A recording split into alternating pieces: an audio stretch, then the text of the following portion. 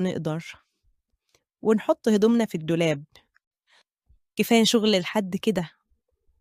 تعالي ننام والصبح نبقى نكمل تنضيف. عندك حق، نبقى نكمل بعدين. طفينا الأنوار ودخلنا ننام، واليادوب غمضت عيني وبدأت أدخل في النوم. سمعت صوت بره، اتخضيت قوي، بس قلت يمكن في حاجة من الحاجات كانت مش مسنودة كويس ووقعت. وبعدين سمعت الصوت تاني، طلعت عشان أشوف في إيه.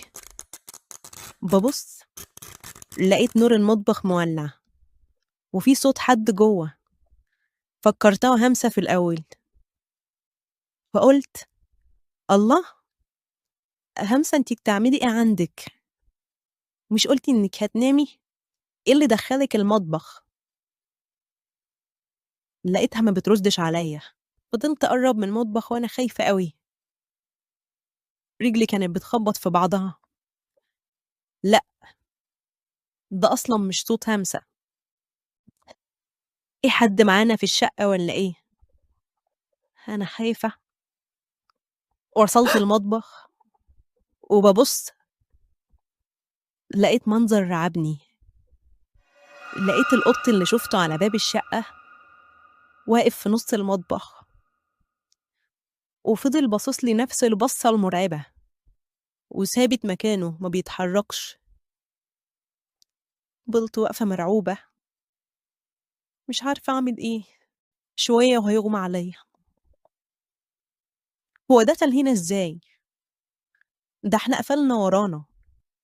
هو كان بره، دخل هنا إزاي؟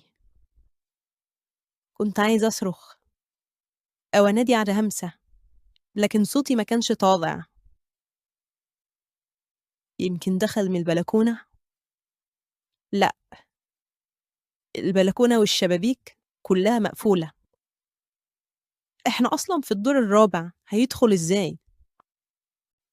استنيت إنه يتحرك ويجري، مفيش فايدة.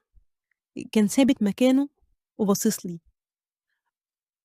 طب لو هو دخل، إزاي ولع النور؟ يعني الشقة دي مسكونة ولا هو دخل وإحنا ما خدناش بالنا؟ طب أجري ولا أخد حاجتي وأجري وأهرب ولا أعمل إيه؟ كل ده كنت قاعدة أفكر وعيني في عينه ومحدش فينا بيتحرك.